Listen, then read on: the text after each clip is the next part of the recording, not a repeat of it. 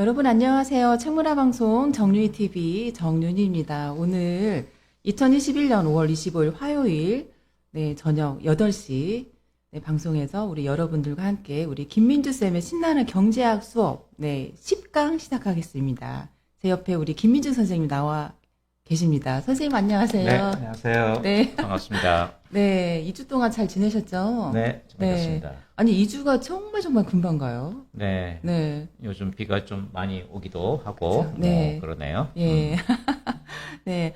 자, 오늘 경제학 수업 10강에서는요, 최대 다수의 최대 행복, 공리학파에 대해서 할 겁니다. 예, 우리가, 지난 시간부터, 그러니까 1강부터 10강까지, 오늘이 벌써 10강인데요. 네. 예. 1강 학파와 인물로 보는 경제사상에 대해서 했었고, 2강은 제도학파, 3강은 페이비언 학파, 4강은 자유방임학파, 5강은 역사학파, 6강은 유토피아학파, 7강은 스코틀랜드 학파, 8강은 한국은 선진국일까라는 제목으로 저희가 한번 특집으로 특집 방송했었고, 지난 시간에 9강 고전학파를 했습니다. 그리고 오늘 공리학파를 할 건데요. 네, 우리가 지난 시간에 고전학파를 하면서 좀 이렇게 방송 마무리를 조금 못했었잖아요. 그래서 네. 오늘 그 고전학파에 대해서 좀 해주시고 그다음 공리학파에 대해서 해주실 것 같은데. 예. 지난주에 고전학파부터 이제 주류 경제학이 시작이 된다고 그랬잖아요. 네. 그래서 아무래도 좀 할 말이 많았던 것 같아요. 예, 맞아요. 그래서 뒤에 네. 마무리를 제대로 못해서 오늘 영화 이야기, 고전학파와 관련된 영화 이야기 이거부터 시작하려고 합니다. 네네. 자, 그러면 사실 이 공리학파는 우리 시청자들이 가장 익숙한 학파일 것 같기도 해요. 그렇죠? 네. 어느 정도는 알지만 아주 자세히는 또 잘 모르는 그런 거라고 생각할 수 있고, 예. 그리고 공리학파는 현재 와서 어떤 학파하고 연결되냐라고 생각을 하면 우리가 왜 실용주의라고 얘기하잖아요. 네네, 실용주의. 예. 실용학파 이런 거하고 관련이 상당히 있는 그런 맥락이라고 보시면 될 것 같아요. 아, 그래요? 그러니까 너무 고준 담론이라고 할까? 막 관념론 이런 쪽이 아니라 자기 생각에 이게 도움이 될 것 같으면 하고 도움이 안 될 것 같으면 안 하고. 그러니까 이제 즐거움과 괴로움 이 기준으로 이제 세상을 판단하는 거거든요. 그러니까 예를 들면 제가 뭐 누구를 만날 때 이 사람 만나면 뭐 재미있더라. 그러면 만나고 저 사람 만나면 스트레스만 줘. 안 만날 거야. 그렇게 생각하면 안 만나는 그런 기준이 어떻게 보면 실용주의고, 어떻게 보면 지금 오늘 얘기하려고는 공리학파하고 다 연결되는 거죠. 네. 여러분들 그 책문화 방송 정윤희 TV, 구독과 좋아요, 알람 꼭 눌러주시기를 바라겠고요. 네, 지인들, 가족들에게 그 링크를 좀 많이 보내셔서, 정윤희 TV가 구독자 수가 좀 많이 늘어나도록, 많이 도와주시면 고맙겠습니다. 네. 자, 오늘 그러면 이제 공리학파에 대한 이제 내용을 좀 살펴볼 텐데요.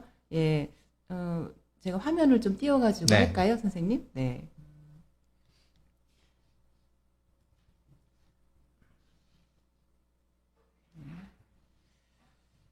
네, 공리학파. 네. 화면 잘 보이시죠? 네네. 예. 그럼 시작할게요. 예. 아까 말씀드린 대로 그 고전학파 마지막 부분 좀 놓친 게 있어서 그 관련되는 영화 두 편을 제가 뽑아서 소개를 드릴 텐데요. 여러분 뭐 찰스 디킨스라고 뭐 영국 소설가 굉장히 잘 아실 테고, 이분이 이제 19세기 중반 그때 활동을 많이 하신 분인데, 당시 그 사회를 비판하는 그런 취지의 소설들로 굉장히 인기를 끌었어요. 근데 찰스 디킨스가 25살 때 어느 잡지에다가 이제 기고한 그러니까 연재를 한 거죠. 요즘 뭐 신문에다가 이렇게 연재하듯이. 그래서 올리버 트위스트를 이제 기고했는데, 이게 나중에 이제 뭐 소설 책으로도 나오고 또 굉장히 여러 번 그 영화로 이제 나왔죠. 그래서 여러분이 올리버 트위스트 뭐 소설 자체를 보신 분도 계시겠지만, 뭐 영화로 이제 보셔가지고 어느 정도 그 감은 갖고 계시리라고 생각을 합니다. 그런데 이 올리버 트위스트가 지난 지난번에 말씀드렸던 그 멜서스하고 이제 관련 그 포인트가 많이 있거든요. 그래서 멜서스가 그 캠브리지대 이제 지저스 칼리지를 마치고 나서 그 성공회, 그러니까 영국의 국교죠. 거기 성직자 서품을 받아서 교구장을 했었어요, 한때. 그러다가 이제 나중에 이제 교수직으로 이제 바꿨는데, 그 교구라는 게 뭐냐면 요즘도 뭐 카톨릭 보면 전국을 이렇게 지역구로 이렇게 나눠가지고 한 교구에서는 그 해당 지역만 이제 관리하는 그런 식인데, 이건 전 세계적으로 다 갔거든요. 근데 이 교구장을 하는데 영국에도 이제 당연히 교구장이 그 당시에 있었어요. 근데 그 교구가 어떤 일을 했냐면 그 지역에 있는 그 가난한 그 아이들, 네. 그러니까 이제 뭐 불황아일 수도 있고 뭐 사생아로 낳은 애들도 있고 뭐 불량배도 있고 뭐 굉장히 이제 그런 애들이 있는데 그런 애들 구빈원에다가 모아가지고 거기서 가혹한 노동도 시키면서 그러니까 물론 먹을 것도 주고 잠잘 것도 주는 거죠. 그러면서 이제 좀 일종의 감옥소인데 그 구빈원, 그 가난한 사람을 구해주는 이제 그런 그 장소가 있었거든요. 근데 이제 요즘 같은 복지 사회가 아니어가지고 예전에는 이제 굉장히 그 환경이 안 좋았어요. 네. 그래서 이 올리버 트위스트 그 소설하고 이제 영화를 보시면 처음에 이 교구의 구빈원에서 이 트위스트가 이제 아주 그 고생하는 모습이 나오거든요. 근데 그때 범블이라는 사람이 나와요. 그 기억나실지 모르지만 이분이 이제 그 교구의 구빈원의 그 관리소장이에요. 근데 이제 이 트위스트를 굉장히 이제 뭐 질책도 하고 뭐 이렇게 고생시키고 이제 그런 사람으로 나오거든요. 근데 이 토마스 멜서스는 그 당시에 이제 구빈원과 관련돼서 그 빈민구제법 이런 것들이 이제 있었는데 굉장히 가혹하게 했거든요. 그래서 지난번에 그 제가 강의했을 때 기억이 나시겠지 모르겠지만 멜서스는 가난한 사람을 너무 돕지 말아야 된다라는 그런 생각을 갖고 있었어요. 왜냐하면 가난한 사람들을 좀 도와주면 또 괜찮게 사는 줄 착각하고 또 애 낳고 그래서 인구가 더 늘어나면 결국 사회 전체 그 질이 떨어진다. 그래서 죽을 사람 좀 죽고 그래야 이게 사회가 좀 잘 나간다라는 그런 생각을 갖고 있었어요.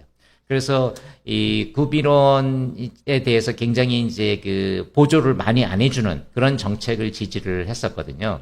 그래서 어떻게 보면 그 멜서스의 그런 입장을 그 찰스 디킨스가 이제 비판하는 그 소설이다 그렇게 보실 수도 이제 있을 것 같아요. 그렇죠? 그래서 그렇죠. 하여튼 찰스 디킨스의 그 소설하고 영화를 다시 한번 여러분이 시간 될 때 보시면서 그 당시에 그 사회 환경이 어땠는지 그걸 멜서스하고 연결시켜서 보시면 의미 있게 보실 것 같고요.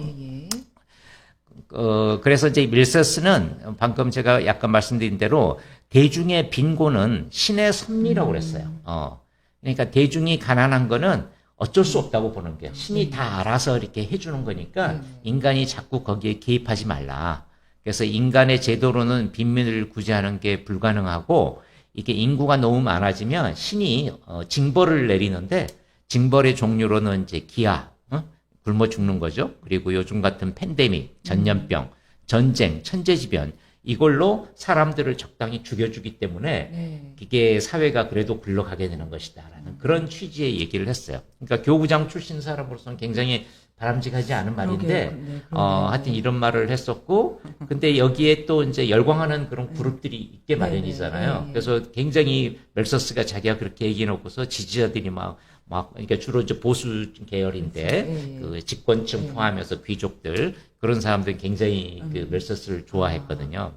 근데 결국 이제 그 비판을 자기도 견디지 못했는지 멜서스는 교구장 잠깐 하다가 그만두고요. 그래서 이제 동인도 그 대학 그 부설연구원 그쪽으로 가서 이제 교수직을 이제 쭉 하고 있었어요.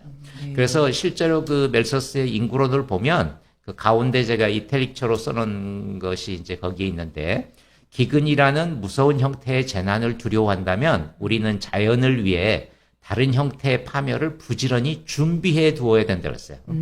빈민에게는 청결함을 권고하지 말고, 권고하는 게 아니라 권고하지 말고 그 반대 습관을 장려해야 된다. 그리고 인간을 황폐화시키는 질병을 특별히 퇴치하려는 것을 비난해야 된다. 무질서를 추방하려는 계획을 추진함으로써 인류에 봉사하겠다는 자비롭지만 잘못된 생각에 사로잡힌 사람들을 비난해야 된다. 그러니까 누구 도와주려고 하는 사람을 비난해라 제발. 네. 그런 취지의 얘기를 한 거예요. 네네. 그러니까 여기에 대해서 뭐 찬성하는 사람도 있지만 또 뭐 그쵸. 가혹하다 뭐 하면서 그렇죠. 비난서 엄청 있을 거 아니에요. 어쩌면 충격적인 내용인데요. 그렇죠. 그렇죠? 예, 그래서 예. 하여튼 그 메서스가 그 당시에 그 이렇게 핫 인물이었어요. 한마디로. 그렇구나. 저렇게 과격한 말로 네네. 인해 가지고 예. 그러니까 인지도는 굉장히 높아진 건 예, 분명한 예, 거죠. 예. 하여튼 그래서 그 인구 억제를 위해서 그 예방적으로 이제 억제도 해야 되고 적극적으로 억제를 해야 되는데 예방적 억제 두 개 다 얘기를 하긴 했어요. 근데 저기 보시면 적극적 억제 중에 어린이 사망률 높이기가 있어요. 어머, 와, 웬일이. 와, 세상에. 네, 그리고 네. 기아로 죽는 사람 늘리기. 네, 응? 네, 그러니까 네. 부빈법에서 네. 이제 많이 도와주지 말고 죽을 애들은 죽어줘야 된다라는 그런 취지의 응? 적극적인 억제 방법을 얘기를 했어요. 하여튼 지금 가혹하다. 보기에는 뭐 너무 가혹한데 네. 하여튼 스스럼 없이 저런 얘기를 막 해서 네, 하여튼 네. 뜨거운 감자 예. 같은 그런 인물이었죠. 네. 그래서 이게 이제 신이 알아서 해주질 못하면 인간이 나서서 그거를 인구를 줄여야 된다라고 네. 얘기를 이제 하는 사람들이 네, 네. 신멜서스주의자였었어요. 그러니까 신멜서스주의자는 이제 멜서스 때 사람이 아니라 이제 한참 뭐 100년 이후에 이제 거기에 공감하는 사람들이 계속 있을 거 아니에요. 예. 그리고 실제로 인구가 엄청 늘니까 지금 현재 한테 77억 명이거든요. 네, 전 네, 세계 네. 인구가. 네, 네.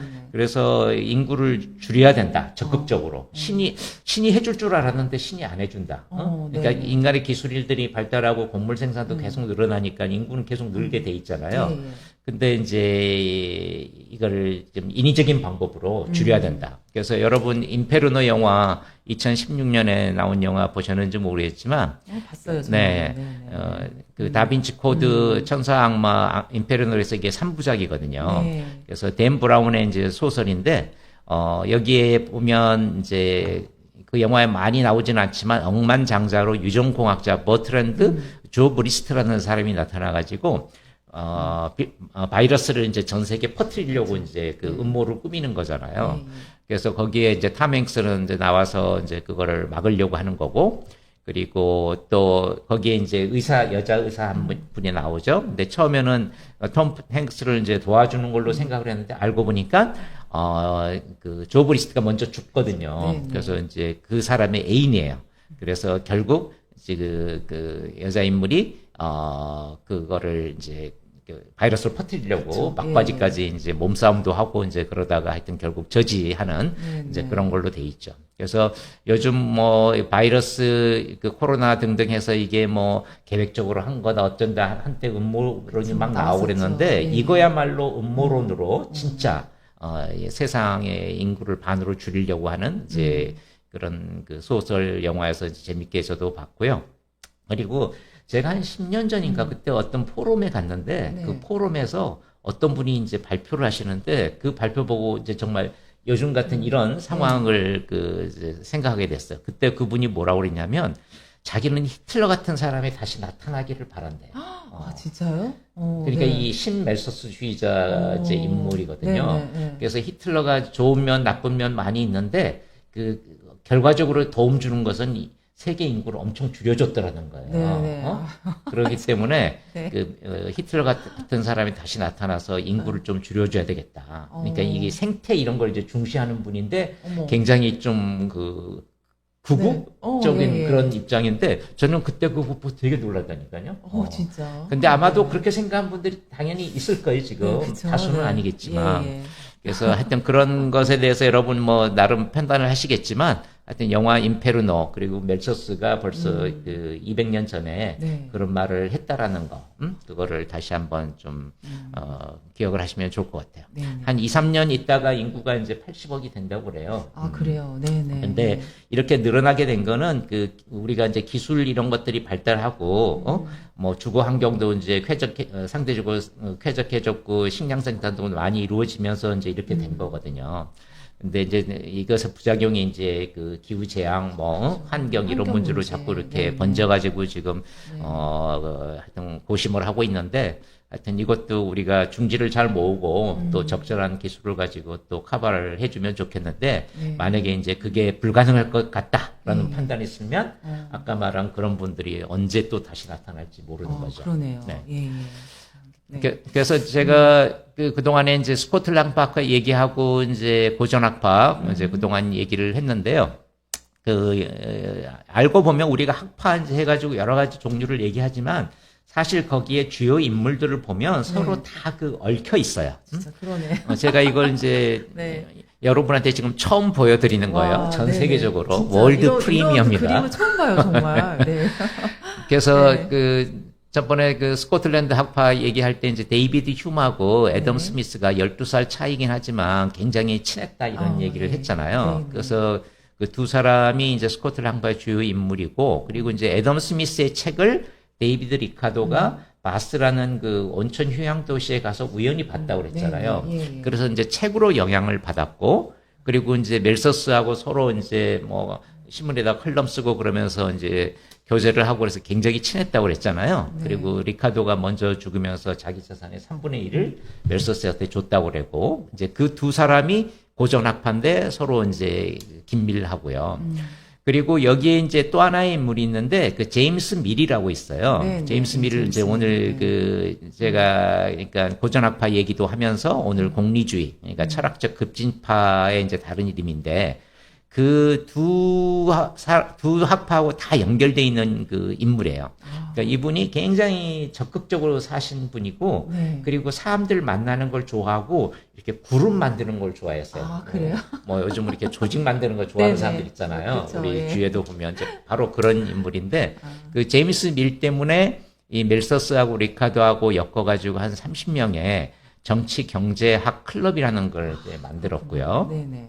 그리고 근데 정치 경제 클럽이 지금도 있어요. 아, 그러니까 지금도 200년이 있어요? 지났는데 런던에서 아, 그래요? 네. 지금도 30명 언저리로 네. 그 구성을 해가지고 이게 물론 사람들이 계속 바뀌었죠 당연히. 예, 예. 그래서 저도 10년 전에 그 정치학 클럽이라는 거 물론 있다는 건 옛날에도 알았는데 지금도 있다는 건 그때서야 알았어요. 네네.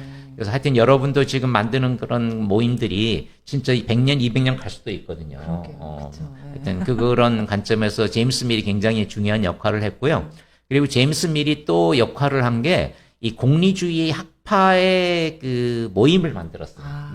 그래서 그 당시에 이제 철학적 급진파라고 그랬거든요. 제가 철학적 급진파 얘기는 이제 좀 이따 다시 할 텐데, 하여튼 이걸 또 만들었고, 그래서 제레미 벤담하고 이제 굉장히 그 공유를 많이 했고요.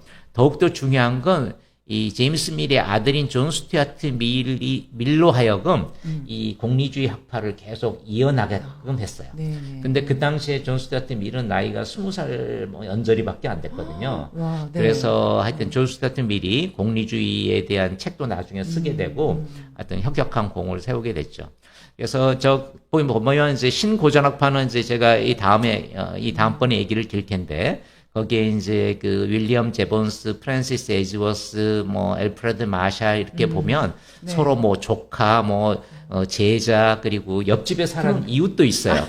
이웃. 제가 저것 만들면서 얼마나 많은 책들을 바뀌었어요. 정말 대단하십니다, 그러니까 진짜. 저걸 이제 엮어가지고 이렇게 네, 네, 그래프를 했는데 저도 하면서 굉장히 흥미롭게 하여튼 봤어요. 아니 저는 이 그림 한 장을 보면서 불현듯 이걸 가지고 영화 만들면 재밌겠다는 생각이 영화 들었어요. 시리즈로. 시리즈로 예, 예. 시리즈로. 네. 그 하물며 데이비드 리카도의 그 여자친구가 마리아 에즈버스인데 여류 네. 소설가였거든요. 아, 그 예. 사람을 통해서 조카의 프란시스 에즈버스라고 하고 이제 거기를 네네. 또 이렇게 연결하고 그러니까. 프란시스 에즈버스는 제가 오늘 그 말미에 조금 얘기 드릴 텐데 무차별 곡선이라는 게 있어요. 네네. 무차별 곡선을 두 개 이렇게 겹쳐가지고 나도 좋고 저쪽도 좋고 할 때 이제 그걸 에즈워스 박스라고 그러거든요. 네네. 에즈워스 상자 그걸 만든 사람이에요. 그렇구나. 그래서 지금 경제학 네. 뭐 원론 이런 걸 공부할 때 항상 나오는 그런 그 도표를 만든 인물이죠. 네네.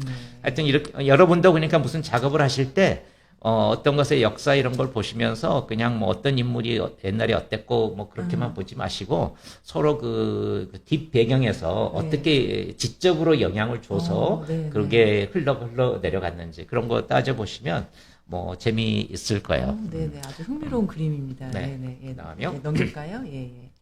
그래서 방금 제임스 밀 얘기를 했는데, 제임스 밀이 원래 이제 스코틀랜드 사람이에요. 근데 스코틀랜드에서 거기서 장로교 목사도 하고 그랬는데, 이제 젊은 나이에 런던으로 내가 나가서 이제 활동을 해야 되겠다. 그리고 이 당시에는 스코틀랜드하고 잉글랜드하고 이제 합쳐져서 이제 인적 교류가 많았던 시대였거든요. 네네. 그래서 제임스 밀은 이제 뭐 에딘버러 그쪽에서 놀지 않고 런던에 가서 놀아야 되겠다. 그렇게 해가지고 왔는데 와서 얼마 안 됐다가 제러미 벤담을 만나요. 제러미 벤담이 이제 공리주의를 아주 크게 네. 확산시킨 인물이거든요. 근데 그 당시에 제임스 밀은 나이가 35살이고, 벤담은 25살이 많았어요. 나이 차이 많이 나네. 네. 예. 근데 이제 벤덤이 젊었을 때 이제 좀 역할을 했는데, 나이 들면서 자기가 그동안 이제 사회 개혁을 하려고 굉장히 노력을 많이 해서 노력을 그렇죠. 했는데, 별로 안 먹혔어요, 이게. 네네. 그랬는데, 제임스 밀이 그거를 대신 해줬어요.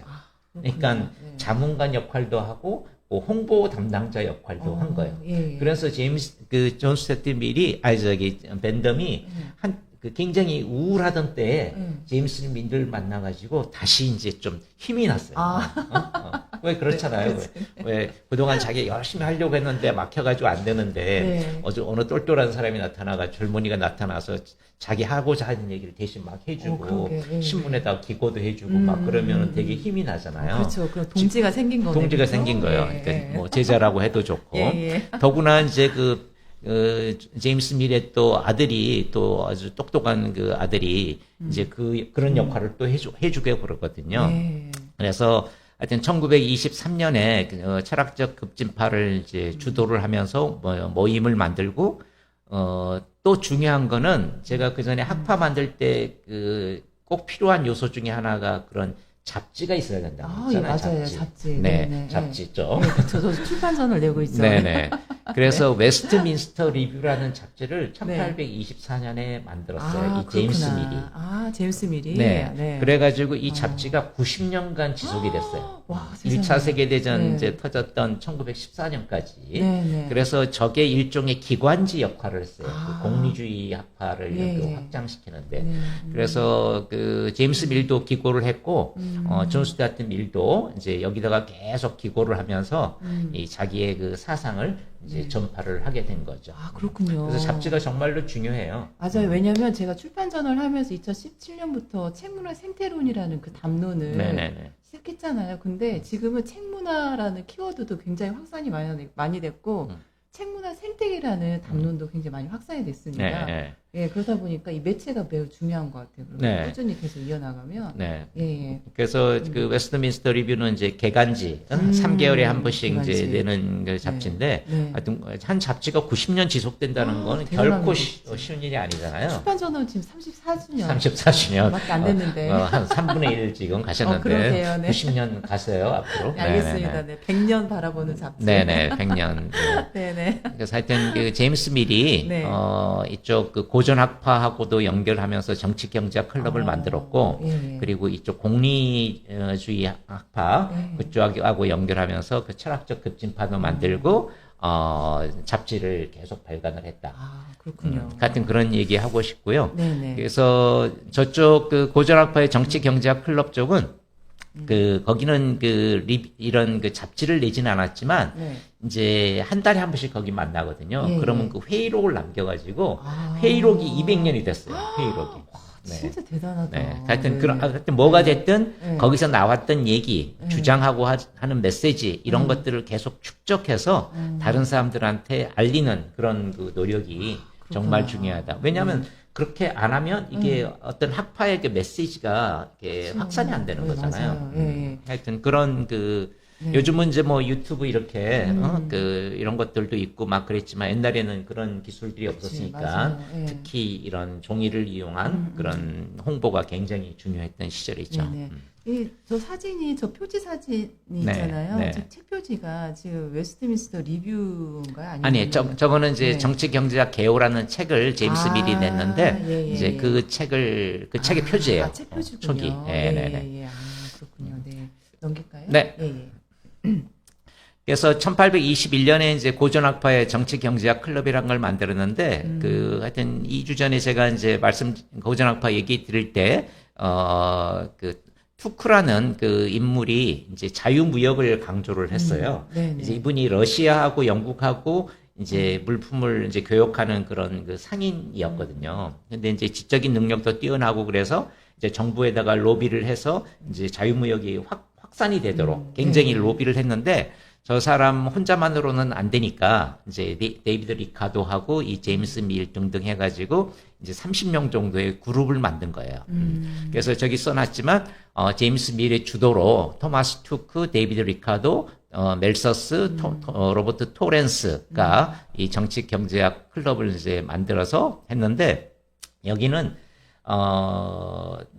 매주 한 번씩 만나요. 아, 매주 한 번씩? 네. 자주 만나네. 네. 그리고 이 다음 페이지로 그냥 넘어가면 좋을 것 같아요. 네, 제가 네. 거기에 이제 어떤 식으로 운영하는지를 네네. 보여줬는데 매달 첫 번째 목요일 아, 예. 이게 요즘 말로 얘기하면 뭐 일목회 네. 뭐 이런 거죠. 그렇죠? 그러네.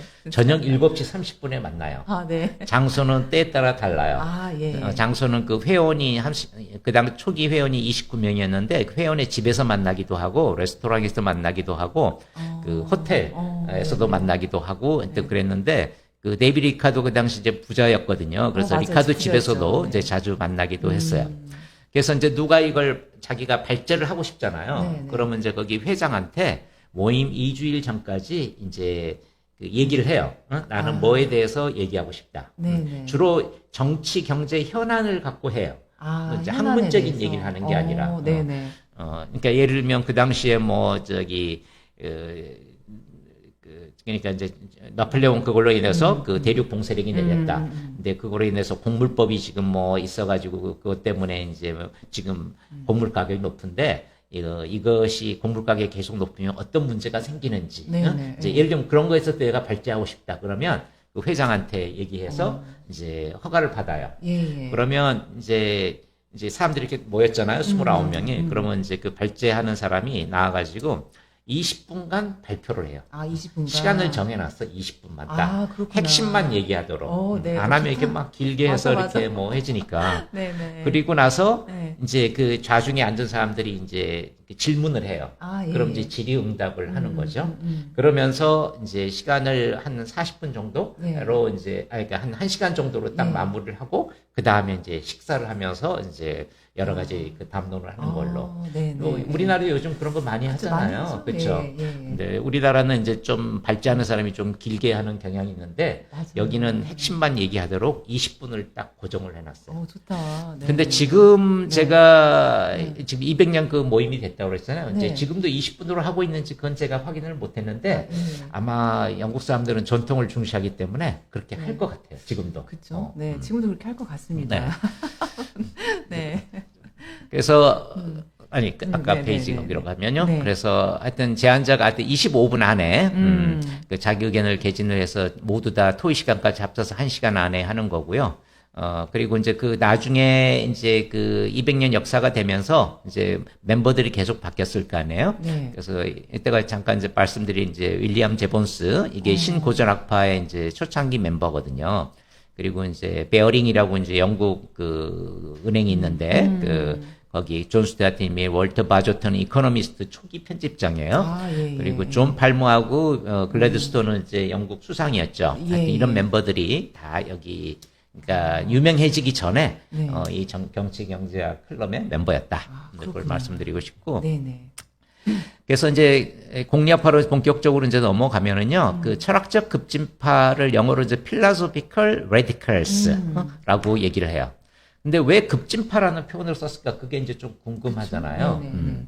근데 그러니까 제레미 벤담이 아까 제가 사회개혁을 하려고 굉장히 제안을 많이 했다고 그랬는데 그게 안 먹혔다고 그랬잖아요. 네네. 근데 그 안 먹힌 이유는 당연히 그 당시 그 평소 이 기준, 사람들의 생각, 그것을 훨씬 뛰어넘는 거여가지고, 이제 그게 안 먹힌 거거든요. 그래서 제가 거기 써놨지만, 이제 공리주의 이것도 있지만, 그 당시는 이제 보통 선거가 아니고, 이제 그러니까 하물며 부르주아도 이제 투표권이 없는 시절이었거든요. 맞아요. 그래서 그 당시 200년 전이니까 그래서 네네. 그때 이미 그 제레미 벤담이 보통 선거하자 모든 사람이 네네. 그리고 비밀 투표하자 어, 이런 얘기를 굉장히 했고요. 혁신적이었다. 네. 그 당시로 봐서는 그렇죠. 예. 결국 이게 한 100년쯤 지나서 이게 보통 선거가 됐거든요. 그렇게, 영국도. 예. 그리고 동성애를 옹호했어요. 그 당시에. 진짜 네. 네네. 그리고 네, 와, 네. 내가 죽으면 신체를 이제 병원에다 줄 테니까 그거 네. 가지고 과학적 해부를 하는데 써달라. 대단하다. 그러니까 자기 몸이 죽어도 네. 이 실용주의 관점으로 공리주의 관점으로 이제 네. 생각을 한 거죠. 보통 그 당시에는 그렇게 말할 사람이 거의 없었을 때니까. 예. 그리고 그 중남미 니카라구아 거기에다가 운하를 뚫자. 그리고 그 당시에 냉장고도 없었는데 생선식품을 보존하는 그런 냉장고를 만들자. 하여튼 그 당시 기준으로 보면 정말 허무맹랑한 그런 얘기들을 이제 계속 했기 때문에 네. 철학적 급진파라는 말이 이제 나왔어요. 저 원형 감옥 저거는 네, 원형 감독도 이제 그렇죠. 있는데 네. 원형 이제 이 벤담이 원래 이제 변호사 출신인데 개업은 절대로 안 했어요. 그래요? 왜냐하면 개업을 하기를 싫어했어요. 그리고 이제 이 법하고 이 사회하고 이 전반에 대해서 이렇게 철학적 사유하는 거 이런 걸 이제 좋아했고 그랬구나. 그리고 법이라고 하는 것을 그 당시에 자기가 변호사가 자격증은 땄지만 네. 싫어했어요. 왜냐하면 그 당시에 법이 형편없다고 생각을 했거든요. 그러니까 그렇구나. 자기 맘대로 막 결정 내리고 네네. 뭐 하여튼 이 더구나 이 영국은 불문법이잖아요. 소문법도 그렇죠. 아니고. 예. 그래서 이 기존의 법을 비판을 엄청 했던 사람이기 때문에 아. 변호사를 하면 근데 그 법을 따라야 되는데 그러기가 싫은 거죠. 그래서 이제 법 사상가로 이렇게 된 거거든요. 근데 그런 것 중에 하나가 그 당시에 이제 감옥은 굉장히 그 지하에다가 축축하고 막 벌레 나오고 그러니까 죄수들을 고생시켜야 된다는 생각을 하고 있기 때문에 감옥을 그렇게 만든 거거든요. 맞아요. 근데 이 벤담은 그렇게 해서는 안 된다. 감옥도 좀 더 효율적이고 그 사람이 잘못해서 감옥에 들어가긴 했지만 공정한 재판을 받아서 이게 해결하고 그리고 죄가 이제 끝나면 이제 다시 제대로 풀어주고 하여튼 좀 더 합리적으로 생각을 한 거예요. 그러니까 요즘 교도소 같이 이제 해야 된다라고 200년 전에 얘기를 한 거야. 그러면서 그 당시 이제 원형 감독이라는 것을 이제 했는데 원형 감독은 이제 지금 그 미셸 푸코라고 기억나세요? 그분이 푸코, 이제 그 원형 감독 얘기를 하면서 모든 그 죄수들을 다 그 감시하는 그런 것으로 이제 좀 나쁘게 감시 사회의 대표적인 걸로 생각을 했는데 물론 이제 그것도 있지만 저기 제레미 번담이 얘기할 때는 감옥을 어떻게 하면 효율적으로 관리할 건지에 대한 얘기였었어요. 그래서 저기 보면 그 감옥이 이렇게 좀 방사선 형태로 돼 있거든요. 그리고 가운데 이제 그 간수가 있어가지고 이제 어느 쪽의 방향으로 가든 감옥을 쉽게 이제 감시할 수 있게 관찰할 수 있게 그렇게 한 거거든요. 그래서 우리나라 그 서대문 형무소 있잖아요. 거기도 저런 원형 감독으로 만들었어요. 그래서 일본이 그 제레미 벤담의 생각을 이렇게 잘 수용을 해가지고 원형 감독을 많이 만들었어요. 그래서 제가 한 몇 년 전에 그 홋카이도를 갔는데 거기에 아바시리 감옥이라는 데를 갔어요. 근데 지금은 폐쇄됐는데 그 사진에 보면 그 이제 원형 방사선으로 돼 있잖아요. 그래서 정말 저렇게 생겼더라고요. 그 모형을 그대로 이제 만들어 놨거든요. 근데 하여튼 아바시리 감옥 거기 보면 이제 어떤 인물이 이제 감옥에서 탈출하는 모습을 이제 모형으로 만들어 놨어요. 마네킹으로. 근데 저렇게 효율적으로 감시를 잘 하도록 했는데 그 사람이 6번 탈옥에 성공을 했대요. 대단하다. 그래서 하여튼 거기에 그 감옥에 가면 이렇게 있거든요. 마네킹이. 그래서 나중에 이제 자기를 못 잡으니까 마지막에 자진해서 돌아왔대요. 그래요? 하여튼 그 사람도 신기한 사람이네. 좀 불세출의 그 탈옥자인데 하여튼 저런 원형 감독하고 엮여 있는 또 재밌는 에피소드라고 생각할 수가 있을 것 같습니다. 네.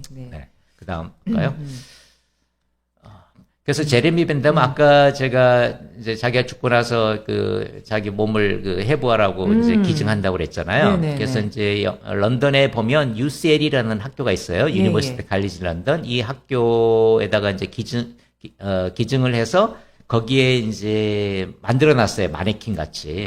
저게 굉장히 유명한 관광 명소예요. 지금도. 그래서 UCL 가면 항상 제 앞에서 사진 찍고 그런 것들이 페북에 보면 많이 나오는데 근데 왜 이 학교에 났냐면 이 학교를 만들 때 이 밴덤이 굉장히 중요한 역할을 했고 이 대학의 상징으로 부각이 됐어요. 그러니까 이 대학도 역시 아까 말한 제임스 밀이 있잖아요. 네, 제임스 네. 밀이 하고 이제 몇 명을 주도해서 이제 그걸 만든 거거든요.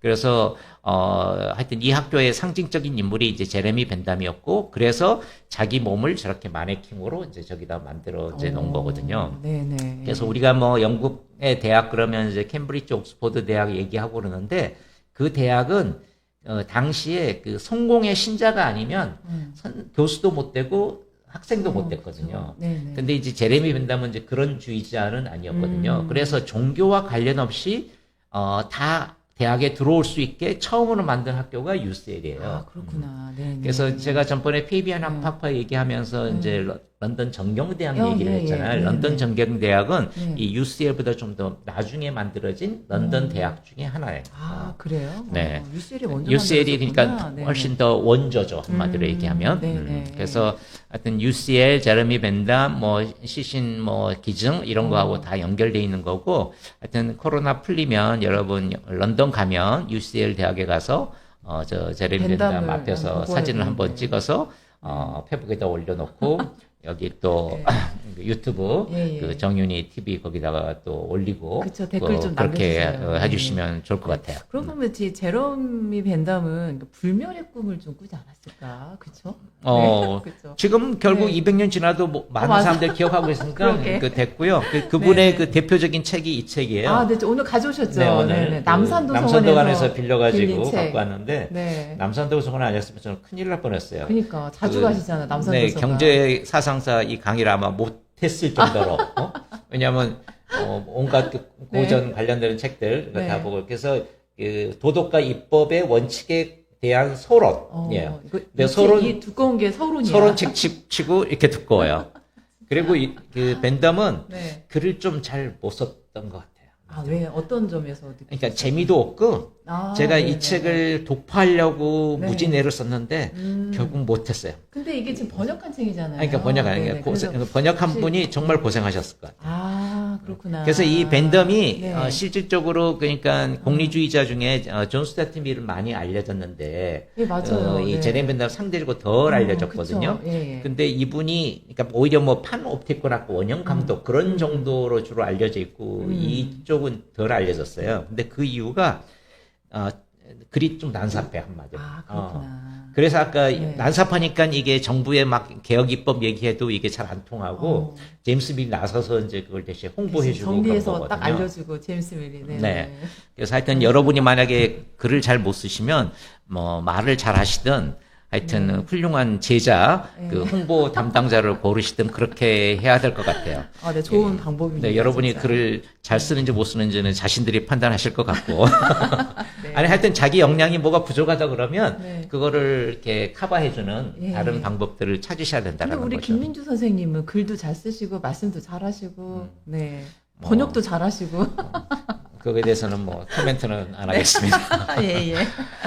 네, 넘길까요? 네. 예, 예, 예. 그래서 우리가 네. 이제 공리 얘기할 때 공리가 정확히 무슨 뜻이냐? 그거 잘 모르고 그냥 얘기하는 분들이 예, 맞습니다. 많아요. 네. 네, 네. 그래서 우리가 이제 수학에 보면 공리라는 게 있어요. 예. 뭐 증명할 때 이제 처음에 기본되는 거 서로 약속하고 이거는 우리가 증명하지 말자라고 얘기하는 네, 기본이 이제 공리거든요. 공리. 그 영어로 이제 엑시엄인데 음.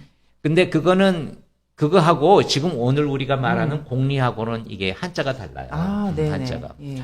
그래서 이 공리는 앞에 이제 제가 써놨는데 공명과 이욕 이것의 그 합성어라고 해야 될까? 하여튼 그래요.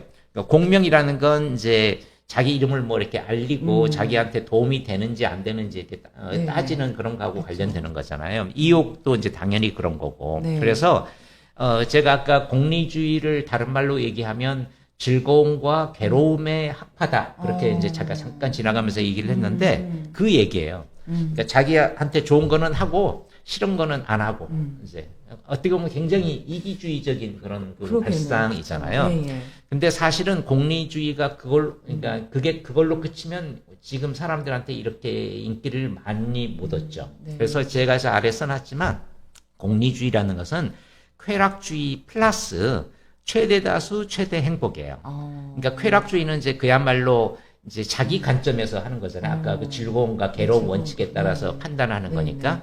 근데 저거는 이제 개인의 이기주의 관점으로 얘기를 하는 거고, 그런데 이게 한 개인이 아니라 이제 한 나라는 많은 사람들로 이루어졌기 때문에 사람마다 다 이게 뭐 즐거움과 괴로움의 기준들이 다르고 그럴 거 아니에요.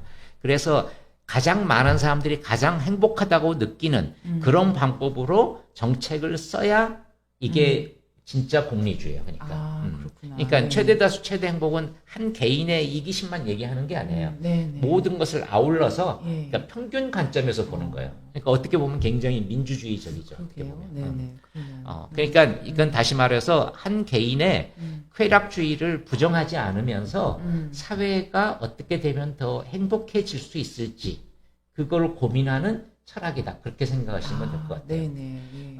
그래서 우리가 요즘 뭐 행복 얘기하고 웰빙 얘기하고 막 그러잖아요. 이거하고 다 서로 이렇게 연결돼 있는 것이다. 그래서 제가 이제 아까 공리 얘기할 때 그 공명과 이익에 해가지고 이제 그 한자를 적어라고 그랬잖아요. 근데 네네. 저렇게 쓰긴 쓰는데 방금 제가 말씀드린 대로 최대 다수의 최대 행복이라는 것을 강조를 훨씬 더 하면 네. 이 공자가 이게 공익할 때 공자 공익할 있잖아요. 때 공. 네, 네. 그걸로 바꾸는 게 더 낫지 않나 저는 개인적으로 그렇게 생각해요. 그러게요. 네, 그럴 수 있을 것 같아요. 네. 예, 예, 예. 그래서 네. 하여튼 공리주의가 쾌락주의, 이기주의보다 훨씬 벗어난 거다. 어. 그렇게 생각을 하시면 좋을 것 같아요. 네, 그리고 네. 저는 한 3, 40년 지나면 진짜 그 공리의 공자가 네. 한자가 바뀔 것 같아요. 어. 왜냐하면 지금 저 공리는 정말 안 맞아요. 한마디로. 근데 저 전체를. 한자로 저렇게 공리 한자로 저렇게 쓴 게 그러니까 번역돼 온 거잖아요. 지금 그 공리주의라는 게 네. 그러면 이제 우리 나라의 그 학자들이 그 예전에는 한글보다는 그 한자도 같이 썼기 때문에 그 한자로 표현할 때 지금 저렇게 표현을 한 건데 네. 네. 저 그런 부분들을 한번 저희가 그 학계에서 좀 논의할 필요성이 네네네. 있을 것 같네요. 그렇죠? 그리고 이제 보통 예. 그 일본에서 저런 한자를 먼저 썼거든요. 그쵸, 그래서 아마 네네. 제가 확인 안 그대로 해봤는데 가지고 일본에서 왔을 쓴 것 한자를 같은데. 그냥 갖고 왔을 수도 있어요. 예, 예, 근데 예. 그냥 비판 의식 없이. 네, 근데 네. 저는 분명히 저건 좀 잘못된 것 같아요. 어. 왜냐하면 리 있잖아요. 네네. 리의 그 쾌락주의적인 얘기는 다 있어요, 그쵸, 사실. 그 안에 근데 다 담겨져 공에서 있잖아요. 공을 유난히 또 쓸 필요는 없다는 거죠. 왜냐하면 네네. 최대 다수, 최대 행복 얘기가 있기 때문에 이건 그야말로 그 공익할 때의 공자거든요. 네, 그래서 네, 네. 하여튼 저거는 분명히 바뀌어야 된다고 저는 생각을 해요. 그리고 사실 그 학자들 중에 그렇게 얘기하는 사람들도 요즘 뭐 꽤 늘었어요, 사실. 아, 그런가요? 예, 예. 하여튼 3, 40년, 이게 뭐가 바뀌려면 한 3, 40년 지나야 되는 것 같아요. 좀 논쟁이 좀 필요한 부분인 네네네. 것 같습니다. 그렇죠? 저 그래요. 부분은 네네 예. 그래서 이 공리주의 할 때 이게 이제 유틸리테리언니즘이 공리주의거든요. 네네. 근데 그것에 이제 원어, 기본에 해당하는 게 유틸리티예요. 근데 유틸리티가 이제 효용이라는 그렇죠. 얘기고, 네, 네네. 경제학에서 효용이라고 하면 이제 재화와 용역은 이제 서비스를 얘기하는 거거든요. 그걸 사용해서 얻을 수 있는 주관적인 만족을 측정하는 단위, 그렇게 이제 돼 있거든요. 그래서 우리가 뭐 유틸리티를 뭐 어렵다고 생각하시면 우리가 뭐 사용한다 할 때 영어 use 있잖아요. 네, use. 유즈. 네네. use하고 똑같다 생각하시면 돼요. use는 그야말로 말하면 사용하는 거잖아요. 우리가 뭐 휴대폰도 사용하고 뭐 볼펜도 사용하고 그래서 use하고 똑같다 생각하시면 돼요. 그러니까 우리가 use를 간단 우리나라 말로 하면 사용도 되지만 쓸모라는 말 하잖아. 쓸모. 아, 쓸모. 예, 이게 예. 쓸모가 있다 없다. 그러니까 쓸모가 있으면 내가 사용하는 거고 쓸모가 없으면은 사용 안 하면 돼요. 뭐 사용하기에 불편하다, 괴롭다. 그러면 사용 안 하잖아요, 우리가. 그러니까 그게 공리주의적인 시각이라는 거죠. 네네. 그래서 하여튼 공리주의를 여러분 너무 복잡하게 생각하실 필요 없고 나한테 쓸모가 있으면 사용하고 쓸모 없으면 사용 안 한다. 그런 사고방식이 공리주의다. 그렇게 생각하면 뭐 너무 이렇게 간단해요. 그러네요. 그래서 이게 여러분 유틸리티 이런 단어장 이런 걸 찾아보면 우리가 전기, 가스, 수도, 통신 같은 이렇게 공공시설 있잖아요. 네네, 뭐 예, 예. SOC라고 우리가 얘기하는 거 네네. 있잖아요. 사회간접자본. 그런 것들이 다 영어로 유틸리티예요. 예. 그리고 또 허드렛방이라고 그러잖아요. 집에 그 베란다 같은데 이제 뭐 세탁기 이런 뭐 여러 가지 공구들 이런 거 놔두는 거. 그게 이제 쓸모 있는 것들 거의 다 놔두는 그쵸, 거잖아요. 네네, 그런 허드렛방. 옛날에 그것도 우리 광이라고 그랬어요. 맞아, 광, 맞아. 그쵸? 예. 광이 유틸리티 네네. 룸이고, 그리고 요즘 우리가 SUV라는 자동차 몰고 다니시는 분들 계실 텐데, 이게 스포츠 유틸리티 자동차거든요. 네네. 그러니까 거기에도 유틸리티가 들어가요. 유틸리티라는 것은, 그러니까 폼나지는 않지만, 이렇게 뭐, 저기 포장 안 된 그런 도로도 이렇게 잘 다닐 수 있고, 네네. 뭐, 마음대로 이렇게 등산도 가면서 쓸 수 있고, 캠핑도 할 수 있고, 막 그런 게 네네. SUV잖아요. 그쵸. 그래서 여러분 이제 사전 단어장 한번 찾아보시면 알지만 유틸리티가 그런 용도예요. 아, 그렇구나. 그러니까 쓸모 있게 사용하는 예, 거. 예, 예. 제가 쓸모라고 그랬잖아요. 그러니까 공리주의를 다른 말로 하면 쓸모주의다. 그렇게 생각하시면 좋다. 쓸모주의 하니까 쓸모주의. 머릿속에 쏙 들어오네요. 그렇죠. 쓸모 쓸모주의. 이게 순우리 말이 있죠. 네네. 하여튼 유틸리티 예. 제가 이제 이 신고전파 얘기할 때 유틸리티 효용 예, 얘기를 예. 계속 하고 그럴 텐데 한계 효용 얘기하고 그럴 거거든요. 이따도. 그래서 하여튼 공리주의, 유틸리티, 뭐 효용, 유즈, 쓸모 네. 다 똑같은 말이다. 그렇게 생각하시면 될 것 같아요. 네, 알겠습니다. 네.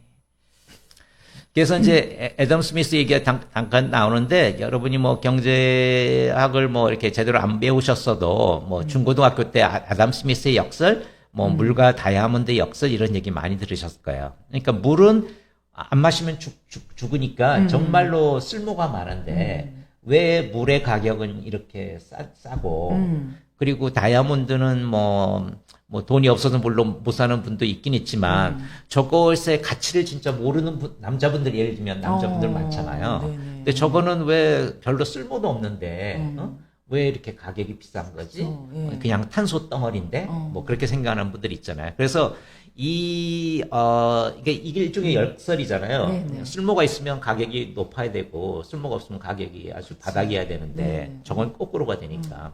근데 저거를 이제 여러분이 이제는 많이 아시지만 예전에는 이걸 이제 경제학적으로 해석을 제대로 못 풀었어요. 네. 그랬는데 이게 이제 한계 효용이 공리주의 이게 하여튼 나오면서 이거를 이제 풀기 시작했거든요. 그래서 이 물은 쓸모가 있지만 네. 너무나 공급이 많기 때문에 희소성이 없어서 이 총 효용은 많은데 이 마지막에 사용할 때 그 쓸모 그거는 별로 없어서 가격이 네. 이렇게 낮다. 그렇지만 다이아몬드는 이 희소성이 이제 높기 때문에 그쵸. 이게 네. 가격이 높다. 이제 예, 그런 예. 식으로 이제 해석을 했는데 그게 이제 그럼으로써 아담 스미스 역설이 이제 풀렸거든요. 네네네. 그래서 이 공리주의적인 이 발상, 효용이라는 개념이 없었으면 한계 효용이라는 개념도 못 나왔고 한계 효용 개념이 없으면은 저 역설도 풀리지 않았고 그러면 신고전파가 만들어지지도 않았고 막 그런 식으로 연결이 되는 거거든요. 공리주의 학파가 굉장히 중요하네요. 중요한- 이게 경제하고 예. 그렇죠. 굉장히 이용해서. 중요한 역할을 예, 한 거죠. 예. 그래서 제가 전번에 고전파 얘기하면서 수요하고 공급 쪽을 보면 이 공급 쪽에 대한 그 분석들은 많이 이루어졌는데 네. 이 수요 쪽 분석이 약했다고 그랬잖아요. 예, 맞아요. 근데 예, 이 예. 공리주의가 나타나면서 그리고 신고전파가 나타나면서 이 수요 부분에 대한 미스터리들이 많이 해결이 될 거예요. 그렇구나. 네네. 사실 지금도 뭐 보면 공급 물론 중요하지만 아무리 많아도 이제는 공급이 너무 많으니까 그쵸. 이 수요가 어떻게 물꼬를 트느냐에 따라서 이제 기업이 살고 죽고 예, 그렇게 맞아요. 되는 거잖아요. 그쵸. 네네. 그리고 백화점이나 뭐 온라인 쇼핑몰 가서 뭐 그렇게 많은 물건 중에 자기가 고르는 거 기껏 뭐 몇 개에 불과하잖아요. 그러니까 수요가 정말 중요한 그런 상황이 오면서 더욱더 이제 이런 공리주의, 뭐 신고전파 등등 이런 쪽에 그 중점이 이제 커지게 된 거죠. 네네. 그래서 그 공리주의 이제 아버지라고 이제 제레미 벤담이 얘기하는데 제레미 벤담은 처음에는 사실 경제학 관점보다는 이 사람이 이제 법학자 관점으로 이제 이 세상을 보기 시작한 거거든요. 네. 파노프티콘도 이제 그런 것 중에 하나고. 그래서 그 아까 말씀드렸듯이 그 이 세상을 이제 도스토옙스키 책에 이제 죄아벌이라는 것도 있지만 네네. 죄를 지으면 벌을 줘야 되는데 왜 벌을 줘야 되는지 이제 그런 것부터 시작을 해서 어떻게 형량을 주는 게 좋을 것인지 그런 걸 막 고민을 하다가 공리주의적 관점으로 이 형량을 정하면 좋겠다라고 생각을 해서 이제 이런 책도 쓰게 된 거거든요. 그렇군요. 너무 이렇게 따분한 책이긴 하지만. 따분한 책이긴 어, 하지만. 네. 근데 뭐 처음에 이렇게 뭐를 만드는 사람은 네. 좀 따분하게 할 네, 필요도 맞아요. 있어요. 네. 왜냐하면 면밀히 이것저것 생각을 해야 되기 때문에. 그렇죠. 근데 네. 이제 나중 사람들이 그 중에 이제 핵심을 골라서 그걸 갖고 이제 그냥 뭐 대충 그 사람으로 이해를 하는데, 네, 네. 여러분 아시지 뭐 학문이라는 게 뭐 그냥 대충 되는 게 아니잖아요. 그렇죠, 맞습니다. 면밀하게 네. 검토를 해야 되는 거죠. 예. 그래서 이 공리주의 아버지인 그 제레미 벤담은 자기 자신이 뭘 되고 싶어 했냐면 도덕과학자가 되고 싶었어요. 도덕과학자? 와. 네. 그러니까 다른 말로 얘기하면 도덕을 과학적으로 분석하는 거죠. 네. 도덕을 과학적으로 네, 네. 분석하는 거. 예. 그러니까 도덕이라는 것이 이제 법하고 연결되니까 네. 결국 법을 과학적으로 분석하고 싶어 한 거야. 그러니까 네네. 법을. 그러니까 법관이 이렇게 대충 얘기 듣고 이렇게 뭐 땅땅 두드리고 뭐 너 징역 5년 그렇게 하는 게 아니라 그 사람의 죄를 면밀히 따지는 거예요. 과학적으로. 네. 예. 그리고 그걸 숫자로도 이렇게 변환시키고 싶어 하는 거예요. 변단 같은 경우. 그렇구나. 그래서 네네. 유틸리티라는 개념이 결국은 숫자거든요. 숫자. 그치. 네네. 내 괴로움의 정도, 응. 내 즐거움의 정도를 숫자로 표시하는 거예요. 숫자로. 그러니까 나중에 이제 그게 문제가 있다라고 얘기를 하면서 이제 존 스튜어트 밀이 나오면서 이제 질적 공리주의도 되고 막 그러긴 했지만 처음에 그거를 숫자화하고 싶은 욕심이 생기지 않겠어요? 당연히. 그렇죠. 네네. 그렇잖아요. 생기죠. 예, 예. 왜냐하면 형량을 정해야 된다는 거는 숫자잖아요. 네, 숫자. 맞아요. 예, 예. 그러려면 그것의 기본이 되는 것을 숫자로 따지고 싶어 하죠. 이거는 플러스 4, 저거는 마이너스 3, 뭐 합쳐서 플러스 1. 그러니까 너는 징역 1년. 이렇게 네네. 그렇게 하고 싶잖아요. 네네. 그러니까 밴덤이 그걸 하고 싶은 건 밴덤이. 도덕과학자. 도덕과학자. 네네. 예. 이게 요즘 먼저 그걸 뭐 법경제학이나 이제 이런 말도 하고 이제 그러는데 이제 그건 네네. 또 조금 다른 거고 하여튼 도덕과학자가 되고 싶었고 결국은 법과학자가 되고 싶은 거예요. 한마디로. 예. 그렇게 제레미 벤담을 크게 이렇게 이해하시면 좋을 것 같아요. 네네. 그래서 이 공리주의자가 되려면 사유기계가 돼야 된다고 그랬어요. 사유기계, 맞아요. 예. 사유기계. 사유기계, 리즈닝 머신이거든요. 네네. 그러니까 머리로 막 따지는 거예요.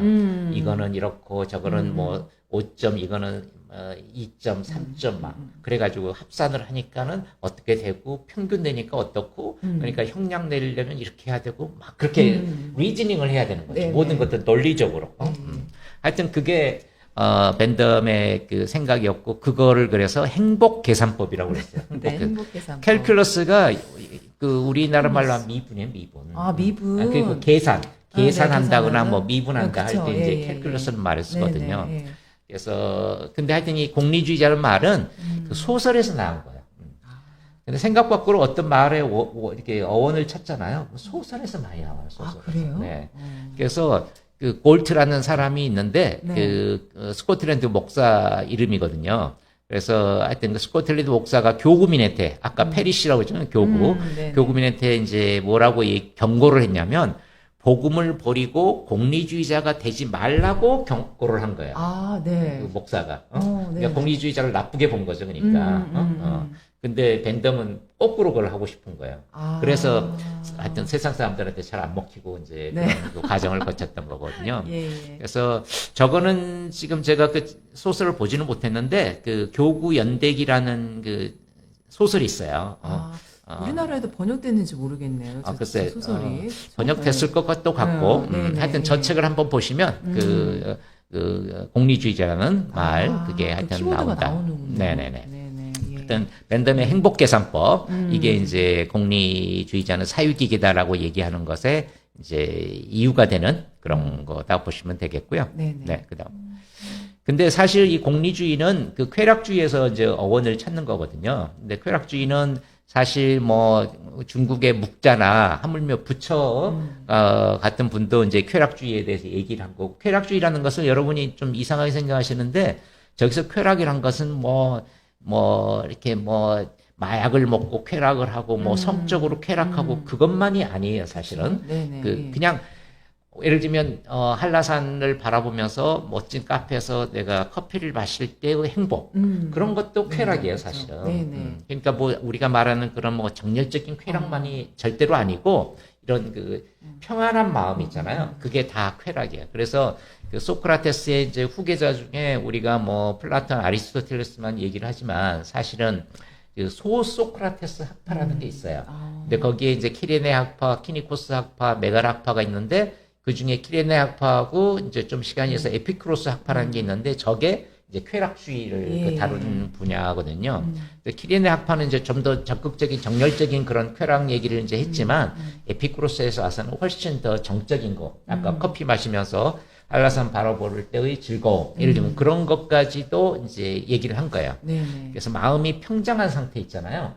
스트레스 안 받고 네네. 그런 것도 다 그 쾌락이다. 이제 하여튼 뭐 그렇게 이제 보는 거거든요. 그래서 하여튼 고대에도 이제 쾌락주의가 있었고 이제 그 다음 페이지죠. 네. 이건 그냥 지나갈게요. 예, 예.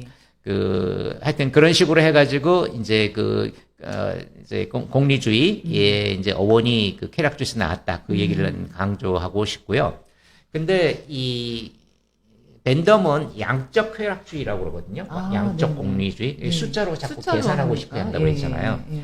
근데 이제 그것을 이어받은 그 사람이 이제 존 스튜어트 밀인데, 네. 존 스튜어트 밀은 처음에는 그걸 이제 무작정 따라서 했는데, 나중에 좀 환멸을 느꼈다고 그래요. 아. 공리주의 이 자체에 대해서. 네네. 그래서 그 나중에 이제 존 스튜어트 밀이 좀 나이 들어서는 그 자기가 공리주의자가 아니다라고 또 얘기도 하고 그랬어요. 근데 그걸 막 대놓고 얘기는 못하고, 왜냐면 옛날에 다 자기가 그렇게 주장을 했기 때문에. 네네. 근데 하여튼 되게 회의적으로 이제 많이 방향이 바뀌었어요. 인생관이 이제 바뀐 거거든요. 예, 예. 제가 이제 이따가 이제 어떤 여성 얘기하면서 그 인생관 바뀐 계기도 얘기를 하려고 그럴 텐데, 근데 이 존 스튜어트 밀은 공리주의에서 뭐라고 얘기를 했냐면, 여러분 잘 아실 거예요. 나는 만족한 돼지보다 그 불만스러운 소크라테스가 되고 싶다. 그쵸. 이런 예, 말 많이 들으셨죠? 네네. 그 말이 존 스튜어트 밀이 한 얘기거든요. 네네. 그러니까 이제 만족스러운 돼지는 이제 공적 공리주의고, 불만스러운 그 소크라테스는 질적 이제 공리주의예요. 그러니까 이쪽은 뭐 불만스럽긴 하지만 그거를 극복하고 이제 막 고민하고 그런 과정에서 즐거움을 얻을 수 있잖아요, 이게. 네, 네. 그렇죠? 그리고 사람들한테 그걸 전파하고 막 네, 그러면서 즐거움. 네. 그래서 이런 즐거움은 질적 그 쾌락이다라는 생각을 하는 거예요. 예, 예. 그래서 하여튼 존 스튜어트 밀은 이제 질적 공리주의를 넘어가기는 했지만 좀 제가 보기에는 그렇지만 공리주의는 결국 벤덤식으로 생각하는 게 저는 사실 맞다고는 생각해요. 예, 예, 예. 왜냐하면 다시 말하면 가난한 사람이 뭐 누가 밥을 줘가지고 거기서 행복감을 느꼈다. 그거는 이제 만족감이 오라고 그런데 네네. 저쪽 뭐 이제 부자가 뭐 커피가 없어가지고 좀 불만스럽고 근데 커피를 갖다 줄 때 그 즐거움 그거는 예를 들면 플러스 10이다라고 얘기한다면 응? 그러면 좀 어폐가 있고 그리고 이거는 민주주의가 아닌 거죠. 민주주의가. 뭐 이 사람은 이렇다고 해서 뭐 만족감 느꼈다고 적게 보고 저 사람은 뭐 학식이 많고 부자인데 그 사람이 만족감 느낀 것은 뭐 플러스 10이다. 그렇게 얘기하는 건 민주주의 원칙에서 벗어나는 아니죠. 거잖아요. 예, 무슨 예. 귀족주의라면 모르지만. 근데 이 존 스튜어트 밀은 이런 차이를 인정하는 거거든요. 그 사람이. 근데 벤담은 그렇게 절대로 보지 않았어요. 어떤 사람이든 다 똑같이 보는 거예요. 네. 공리주의 관점으로서는. 그래서 물론 이제 공리주의가 발전하면서 여러 그 유형이 나오고 뭐 그래서 존 스튜어트 그렇게 했지만 저는 존 스튜어트 밀같이 가면 이 공리주의에서 원칙에서 좀 벗어난다고 생각해요, 사실. 그래서 네. 벤덤에 더 충실한 게 예, 예. 공리주의의 원칙을 그 고수하는 거다라는 그런 생각을 이제 하는 거죠. 예, 예. 근데 사실 공리주의 하면은 존 스튜어트 밀이 네. 딱 떠오르잖아요, 그렇죠? 그러니까 그 이유가 네. 벤덤이 글을 못 써서 그렇고 존 스튜어트 밀은 글을 잘 써서 그런 그렇구나. 거예요. 아이고, 안타깝다. 진짜 네, 그러니까 네. 다른 그 학자들도 그렇게 예, 생각해요, 예. 정말로. 그래요. 예, 예. 그래서 하여튼 홍보를 잘하는 것도 중요하다고 뭐 얘기를 많이 그렇죠. 하는데 네네. 존 스튜어트 그리고 이제 존 스튜어트 밀은 또 이제 그 여러 가지 에피소드가 많아요. 그 사람과 관련돼 가지고 예, 제가 예. 이제 그건 얘기를 이제 네네. 드리려고 그러는 거죠. 예, 예. 그럼 화면을 네. 한번 볼까요? 네. 그래서 네. 그 합리주의와 낭만주의 가운데서라는 말을 제가 아래다가 썼는데 네네. 그 말은 뭐냐면 존 스튜어트 밀은 젊어서는 합리주의의 그냥 왕이었어요. 한마디로. 네네. 예. 아주 뭐 머리도 뛰어나고 뭐 학식도 많고 뭐 저기 논문도 잘 쓰고 사람들한테 인기도 끌고 막 그랬는데 이게 공리주의 사유기계라고 했잖아요. 그렇게 예. 되는 거에 대해서 환멸을 느꼈어요. 아. 그러다가 이 사람이 저 점차 이제 그 낭만주의 쪽으로 이제 넘어간 거예요. 네. 왜 우리도 보면 젊었을 때는 막 어땠는데 나이 그렇지. 들어서는 이제 완전히 네. 뭐 애너키스트가 된 사람들도 있잖아요. 맞아요. 하여튼 그런 그 인생관의 변화인데 네네. 그래서 하여튼 그 존 스튜어트 밀은 그 20살 무렵에 이 정신적 공황에 빠졌어요. 어머 세상에. 그래서 네. 아까 아버지가 제임스 밀이라고 그랬잖아요. 네, 제임스 네. 밀이 어려서부터 막 라틴어 교육도 시키고 뭐 역사 교육도 시켜가고 그래가지고 하여튼 정말로 고생함을 컸어요. 근데 본인은 고생이라고 생각은 안 했을지 모르지만 하여튼 고생을 하면서 그러니까 엄청난 지식을 쌓으면서 한 20살까지 산 거예요. 젊어서부터 네. 어렸을 때부터. 예. 그래서 이제 이 제임스 밀의 첫 번째 장남이었거든요. 네. 이제 존 스튜어트 밀이. 그래서 원래 이제 얘가 태어나면 장남한테 기대를 많이 하잖아요. 부모님이. 네네, 그렇죠. 그래갖고 자기가 알고 있는 거 다 이렇게 전달하고 싶고. 그래서 이제 뭐 하나를 이렇게 딱 가르치면은요. 그거를 요약을 해가지고 제출을 하도록 해요. 어머, 네. 그래가지고 그 제출한 것을 이렇게 발표를 하면 네. 아버지가 이제 됐다. 이제 통과. 그러면 그걸 이제 자기 동생들한테 다시 가르치는 거예요. 그거를. 아버지가 항상 하는 게 아니라 장남을 완전히 대리인 삼아서. 아, 예. 그러니까 엄청나게 요약하고 보고 이제 막 그런 그 작업들을 해야 되는 거거든요. 글쓰기를 잘하는 이유가 있었네. 네네. 아주 어렸을 그쵸? 때부터 예. 그 저기 유아 교육을. 그러게요. 진짜 정말 하드 트레이닝을 했어요. 진짜. 근데 제임스 밀도 어렸을 때 그렇게 컸대요. 아. 그래서 자기 아들한테 자기 식으로 가르친 거예요. 네. 하여튼 뭐 그렇고 하여튼 그러다가 이제 완전히 그 우울증에 빠졌어요. 어머. 근데 한 4년간 고생을 했는데 네네. 20살부터 24살까지. 예. 근데 이제 그 우울증이 끝날 무렵쯤에 한 여자를 만났어요. 아, 그치. 한 2살 아래 여자인데 이미 결혼한 사람이거든요. 근데 네. 그 사람을 만나서 이제 눈이 활짝 떴어요. 네네. 세상을 다르게 보기 시작한 거예요. 예. 그래서 하여튼 이존 스튜어트 밀은 저 해리엇 그 밀 이제 근데 이분은 이제 이미 결혼을 해가지고 애도 둘도 있고 막 그랬는데 그래서 존 스튜어트 밀이 결혼을 안 하고 거의 한 20년을 참았어요. 네, 맞아요. 기다렸어요. 네. 혼자 살았잖아요. 그쵸? 네. 그래서 네. 이제 부인이 이제 남편이 죽고 나서 네. 그때서야 이제 결혼을 해가지고 이 이제 두 사람의 그 러브스토리가 굉장히 또 유명하잖아요. 네, 아주 그래서. 유명하죠. 네네. 그래서 하여튼 이 해리엇 네. 그게 없었으면 이 존 스튜어트 밀은 나이 24쯤에 죽었을지도 몰라요. 진짜. 그러니까 완전히 방황의 길에 접어들었거든요. 네네. 근데 거기서 이렇게 구제를 받아가지고 하여튼 평생 여러 가지 작업들을 많이 한 그런 이제 인물이 됐죠. 네네. 예. 이제 저기가 이제 건데 해리엇 테일러가 아까 말한 그 분이고요. 근데 이분이 이제 존 테일러하고 이제 결혼을 이제 한 상태였어요. 예, 예. 근데 아까 존 스튜어트 밀이 이제 24살 때 이제 만났다고 그랬잖아요. 네네. 근데 만나서 이제 틈틈이 둘이 계속 만나니까 존 테일러가 이제 알았을 거 아니에요. 네네. 근데 존 테일러는 굉장히 마음이 너그러운지 계속 둘이 만나도록 해줬대요. 아, 그래요?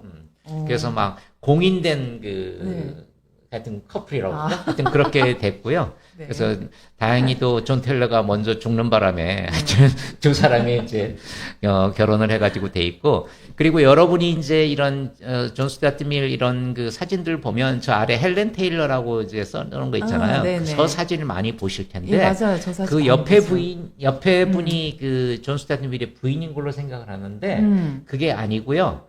존 테일러와 해리엇 테일러 사이에서 태어난 딸이에요. 그러니까 해리엇 테일러가 네. 이제 존 스튜어트 밀하고 결혼하고 나서 네. 이제 건강 때문에 이제 죽었거든요, 먼저. 네네네. 그러니까 죽고 나니까 그 딸, 그러니까 어떻게 보면 수양딸이죠. 아, 수양딸이 이제 그렇구나. 계속 좀 뒷바라지를 해줬어요, 존 스튜어트 밀을. 그래서 저런 그 하여튼 사진이 나온 거고, 그래서 사람들이 저걸 보고 존 스튜어트 밀의 부인이라고 생각하는데 전혀 아니에요. 수양딸이구나. 네, 수양딸이에요. 예, 예. 그래서 그 자서전이 있는데 저는 그 존 스튜어트 밀의 자서전을 굉장히 좋아해요. 여러분이 한번 그거 보시면요, 자서전이 이렇게 정확할 수 있나 그렇게 생각할 정도로 네. 모든 이야기가 다 있어요. 그리고 자기 그 부인하고 그 이제 그런 연애하고 이렇게 영향받은 얘기 그런 얘기들이 거기에 다 오롯이 들어가 있거든요. 그래서 여러분이 한번 그 자서전 한번 읽어보시면 나도 이런 식으로 자서전을 한번 써야 되겠다. 그런 귀감이 될 수 있는 그런 거라고 생각을 해요. 예, 예. 그래서 거기 보면은요. 거기 자서전에 어떤 내용이 있냐면 그녀를 기억하는 것은 나에게 하나의 종교였다. 그리고 그녀가 옳다고 생각한 것은 나에게 모든 가치의 근본이요. 내 생활을 이끌어가는 표준이었다. 네, 이런 말을 해요. 해리어 테일러한테 완전히 빠졌네. 맞았어요. 그래서 존 스튜어트 밀이 이제 나이 들어서 자유론도 쓰고 막 그랬거든요. 예, 맞아요. 그 자기 네. 부인한테 이제 다 네. 헌정을 했고, 네. 하물며 어떤 사람은 네. 헤일러 테일러가 다 써준 거를 존 스튜어트 밀이 그냥 자기 이름으로 발표한 거 아니냐? 그렇게 얘기를 하는 사람도 네. 있어요. 아, 그래요? 근데 그거 아닐 텐데, 그 정도까지는. 아니, 그러니까 이제 그만큼. 그리고 자기가 이제 썼을지 모르지만, 네. 해리어 테일러가 그냥 말로 한 거를 그냥 받아 적은 것에 불과했다. 그렇게 말하는 사람도 있어요. 네네. 하여튼 굉장히 페미니스트가 나중에 됐거든요. 예, 그리고 맞아요. 존 스튜어트 밀이 지금으로 말하면 그 하원의원을 3년을 했어요. 네네, 맞습니다. 근데 3년을 했을 때 왜 그 하원의원이 됐냐면 페미니스트 주장자였다고 해서 됐어요. 하원의원이 그 당시에. 그러니까 하여튼 결국 다른 말로 얘기하면 네. 존 스튜어트 밀이 나이 들어서 이 부인과의 그 커넥션을 빼면 설명하기 매우 어려운 사람이 돼버렸을 정도였어요. 그렇죠. 그래서 해리어 테일러한테 굉장히 어떤 지적인 교류도 하고 영감도 많이 받았고, 네. 예, 정치적으로도 어떤 여성의 정치 참여라든지 이런 것에 굉장히 강조를 많이 했었잖아요. 네. 그렇죠. 그래서 네. 하여튼 해리어 테일러도 그렇고 그 딸도 또 예, 페미니스트로 유명하거든요. 그래서 하여튼 이 존 스튜어트 밀의 그 저기 가족 그런 구성원들이 페미니스트적인 것이 굉장히 많고 그래서 하여튼 그 당시만 하더라도 이 페미니스트 그러니까 여성에게 보통 선거권 주고 그게 영국에서 통용이 안 됐을 그쵸. 때거든요. 예. 거의 뭐 1910년대에 와가서야 이제 그게 통과가 됐거든요. 그러니까 그 아까 말한 그 제레미 벤담이 사회개혁을 하자, 뭐 동성애 얘기도 하고, 뭐 여러 가지 원형 감독 얘기도 하고, 뭐 막 그랬는데 그만큼 그 영국이 이렇게 자유주의화가 안 됐다는 얘기예요. 근데 우리는 생각에 영국이 굉장히 그걸 빨리 했을 것 같잖아요. 그렇죠. 뭐 산업화도 뭐 네, 이런 산업화도 부분을 하고 하면서. 그랬는데 네, 그런데 네, 이런 네. 자유주의적인 관점에 있어서는 굉장히 늦은 거예요. 네. 그러니까 자유방임주의는 했어요. 그러니까 경제적으로는 그래도 빨리 그렇지만 정치적으로는 사회적으로는 굉장히 늦었다. 오히려 다른 선진국보다 더 늦어요. 이제 영국이. 예. 근데 어쨌든 이런 인물들이 계속 그 전부터 노력한 그런 것이 축적돼서 그 사회가 바뀌는 것이다. 네네. 그래서 우리가 요즘 뭐 사회 보면서 뭐 안 바뀐다 어쩐다 막 그러는데 이게 갑자기 바뀔 수가 없어요. 그치? 사람들의 네, 맞아요. 그 기본적인 사고 방식이 있기 때문에. 예. 그래서 존 스튜어트 밀에 대한 여러 가지 평가가 있는데 이거는 제가 한번 이렇게 정리를 해본 거예요. 하여튼 어려서 조기 교육의 희생자여서 그 우울증에 빠졌다 4년간. 네네. 그리고 경제학 원론 교과서를 이제 썼는데 이게 정말로 오랫동안 경제학 교과서에 썼어요. 우리나라 말로 번역이 돼 있어요. 한번 보시면 좋겠고. 그리고 존 스튜어트 밀은 아주 독창적인 경제 이론가는 아니었어요. 네. 그래서 이렇게 여러 가지 그 사상 생각들을 이렇게 종합하는 그런 역할로 더 두각을 나타냈고, 하여튼 공리주의도 계량 경제주의, 그리고 이제 최후의 정치 경제학자. 왜냐하면 존 스튜어트 밀 지나서부터 이제 신고전학파로 넘어가거든요. 그러니까 존 스튜어트 밀을 그래서 마지막 고전학파라고 얘기하라. 마지막 그렇군요. 고전학파. 네네. 네. 예. 왜냐하면 존 스튜어트 밀만 하더라도 한계 효용 뭐 이런 뭐 그런 얘기를 별로 안 했어요. 네네. 공급 관점으로 주로 얘기를 했거든요. 그리고 사회 개혁가로 이제 활동했다. 특히 나이 들어서 이제 그걸 얘기하고 싶고요. 이제 이게 이제 슬슬 신고전학파로 넘어가는데 네. 이 하인리 고센이라는 사람이 있어요. 이분은 사람들이 상대적으로 잘 모르시는데 이분은 독일 사람이에요. 독일은 이런 수학이나 이런 영국식 그 고전학파 이런 거를 애써 거부를 했거든요. 왜 자기들 예전에 제가 역사학파 얘기하면서 역사학파가 이제 독일에서는 19세기 주류였거든요. 근데 역사학파에 그 반대해서 그 프러시아 사람인데 이 고세는 수학을 좋아했어, 수학을. 그래서 경제학이란 즐거움과 괴로움의 이론이다 이런 말을 이미 했고 그리고 1854년에 책을 쓰면서 거기에 이제 법칙 3개를 얘기를 했어요. 네네. 그래서 고센 1법칙이 한계 효용 체감의 법칙. 그러니까 한계 효용은 이제 많이 소비할수록 줄어든다. 뭐 그 얘기고 한계용 균등의 법칙은 이거는 이분이 거의 최초로 얘기를 한 거예요. 아, 네네. 그러니까 체감한다는 얘기는 그래도 다른 사람들이 많이 얘기를 했을 했는데 거예요. 네네. 한계용 균등의 법칙이란 건 뭐냐면 네. 내가 소비하는 물건이 한 개만 있는 게 아니라 여러 물건이 있잖아요. 네. 근데 이거는 효용이 더 높아서 더 많이 사용을 하다가 한계용이 이제 예를 들면 5단계에 머무를 때까지 내가 이제 소비를 하는 거예요. 근데 이거는 그 효용이 좀 작아가지고 한계용이 이제 한 개만 먹어도 이게 한계용이 5가 될 수 있잖아요. 그러니까 이 재화는 내가 5개를 가질 때까지 한계용이 5가 됐으면 이건 한 개만 먹어도 되잖아요. 그래서 한계용이 똑같아지는 단계에서 내가 소비를 취한다라는 것이 한계용 네. 균등의 법칙이에요. 예, 예, 예. 그러니까 결국 이거는 5개를 내가 취하고 이거는 한 개만 취하는 거거든요. 네, 네, 네. 근데 이게 이 경제학에서 핵심 이론이거든요. 맞아요. 지금. 한계용 균등의 법칙. 예, 예, 근데 이 카이니 고센이 이제 그거를 음. 거기서 수학적으로 그걸 얘기를 했고요. 그리고 희소성이 있을 때 경제적 발치가 발생한다. 자, 하여튼 이 얘기를 했어요. 네, 네. 근데 살아있을 때 전혀 인정을 못 받았어요. 아, 네. 그래서 이제 이 사람이 근데 네. 자기가 그걸 써놓고도 정말 가슴이 뿌듯했는지 자기가 아래다가 그렇게 썼어요. 천문학이 코페르니쿠스에게 부여했던 명예를 경제학이 자신에게 부여해야 한다. 굉장히 굉장한 자부심이. 자부심이죠. 예, 예, 예. 그랬는데 이게 그럴만하네요. 근데. 근데 이게 네. 54년 했는데 이게 74년쯤에 가서야 이제 인정을 받아요. 네. 더구나 그것도 이제 이 제본스 포함해서 신고전학파 그런 경제학자들이 먼저 자기 이론을 발표하고 이 판을 쓰기 전에 이 책을 제본스가 발견을 했어. 그래서 이제 이 사람이 내가 생각했던 걸 예전에 이미 얘기했네. 그거를 이 판에다가 제본스가 쓴 거예요. 아, 그렇군요. 그러니까 네. 그런 거 다 인정하는 건 이제 좋은 거죠. 그렇죠. 예, 그리고 예. 그 당시만 하더라도 이제 뭐 프랑스, 독일, 뭐 영국 해가지고 이게 번역이 빨리빨리 안 되기 때문에 네. 이게 전파가 안 되는 거예요. 요즘 같으면 뭐 상대적으로 빠를 텐데. 그렇죠. 그래서 하여튼 그 비운의 그런 경제학자였다. 이제 이 얘기를 하고 싶어요. 네. 그래서 하여튼 이 경제학 이런 원론들을 보면 이제 그 합리적 선택 이론이라는 얘기를 하면서요. 뭐 효용을 뭐 1, 2, 3 이렇게 양으로 이렇게 표시를 해서 이게 한계 효용 이론에 나오고 합리적 선택 이론으로 나오고 그러는데 아까 제가 말씀드린 대로 이제 양적, 질적, 공리주의 이런 뭐 비판도 있고 그래가지고 이 효용을 한계용을 어떻게 숫자로 표시를 하느냐 이제 못한다. 네. 뭐 그러면서 이제 나중에 무차별 곡선이라는 게 나오거든요. 예, 이제 예, 그거는 예. 효용을 네. 그냥 순서만 정하는 거예요. 네, 그러니까 네. 순서 1등, 2등, 3등. 그러니까 이게 한계용이 5다, 3이다 그렇게 하는 게 아니라 그래서 이제 그런 식으로 요즘은 이제 많이 하는데 사실은 알고 보면 이 기술적 효용에서 이게 다 이게 합리적 선택 이론이 이제 나온 거고요. 이제 나중에 뭐 사뮤엘슨 같은 경우에는 이제 이런 사람의 효용을 가지고 따지지 말고 그냥 시장의 사람들이 선택한 그 기준, 이거 5개 사고 저거 4개 사고 이제 그런 기준으로 하면 또 이 무차별 곡선이 나오거든요. 그래서 하여튼 그런 일들이 나오죠. 그래서 하여튼 이건 이제 좀 복잡하니까 뭐 제대로 얘기는 드리지는 않겠지만 하여튼 효용에서 시작해서 이 소비자의 합리적 선택 이론이라는 것이 나오고 네. 이로 인해서 수요 이론이 이제 형성이 된 것이다. 예, 이제 예. 그거를 얘기를 하고 싶습니다. 아, 예, 알겠습니다. 네.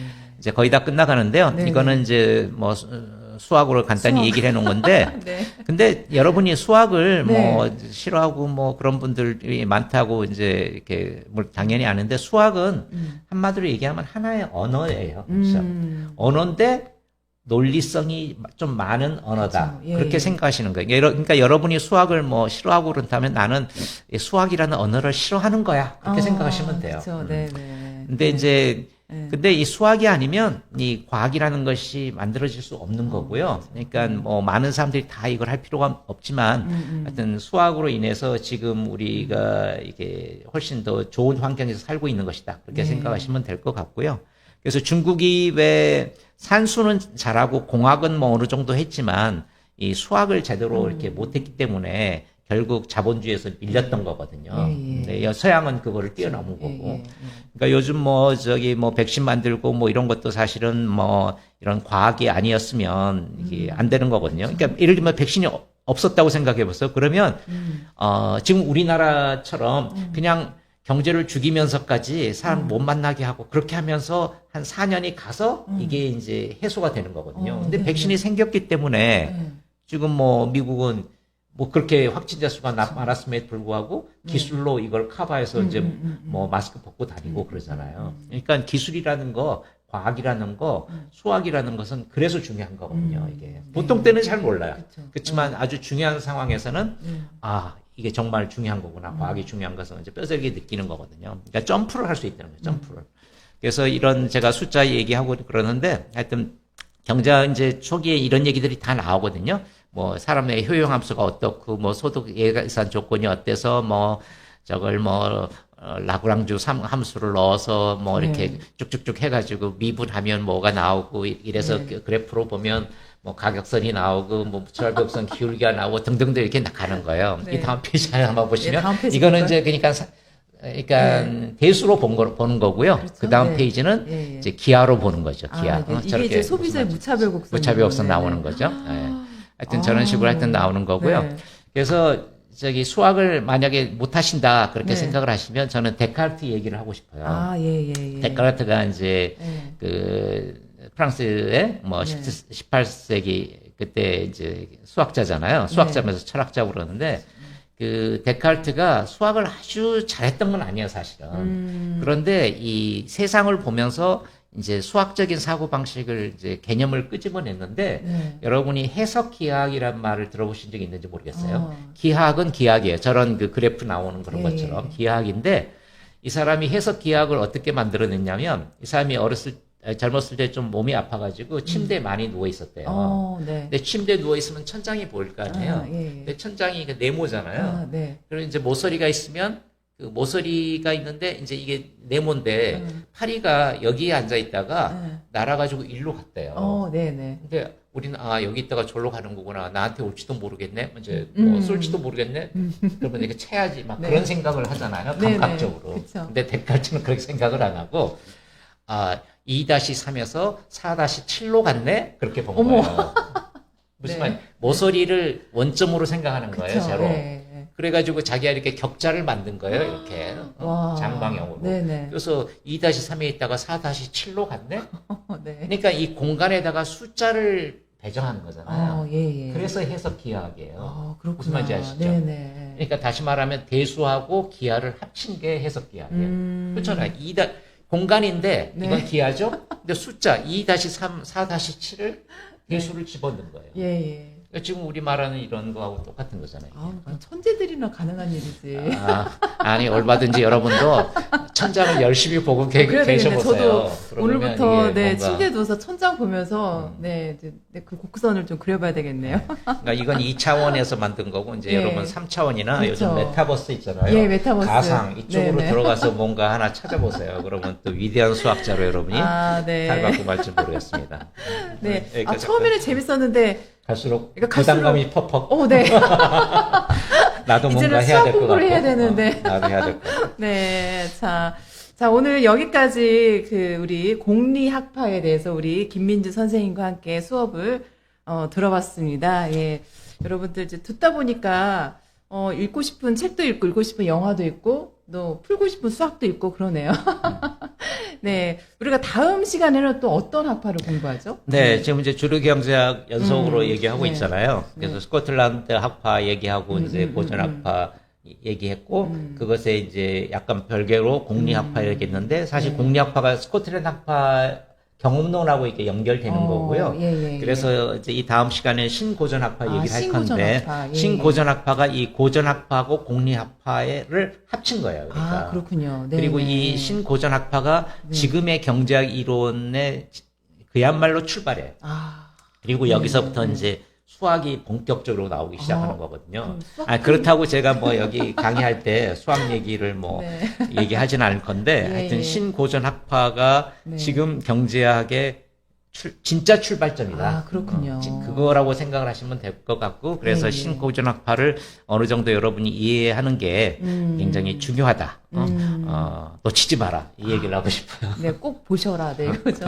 근데 우리가 지난 시간에 고전학파에 대해서 했잖아요. 그리고 이번 시간에 공략을 했으니까 지난 시간 9강 고전학파를 한번 방송을 다시 한번 이렇게 복습을 해보시고 그리고 다음 시간에 11강 때 신고전학파 배워보도록 하겠습니다. 한번 이렇게 쭉 그 개념은 경제학 사상 개념을 잡아 나가니까 경제가 그렇게 어렵지 않게 다가오고 어떤 문학과도 연결돼 있고 네, 다양한 학문과도 연결돼 있어서 굉장히 이 수업이 더 흥미진진해지고 있습니다. 예, 예. 신고전학파 그다음 뭐 시리즈로 이제 지금 계속 할 건데 뭐 약간 뭐 소개를 해드린다면 신고전학파는 그야말로 소비자가 그 합리적인 선택을 하는 사람이라고 이제 네. 전제를 하고 하는 거거든요. 예, 예. 근데 요즘 이제 새로운 주류로 행동경제학파라는 네, 얘기가 행동경제학파도 나와요. 있어요. 예, 예. 여기는 그러니까 비합리적인 사람들이 어떻게 선택하는가에 대한 그 연구거든요. 네네, 예. 그래서 신고전학파 그 다음에는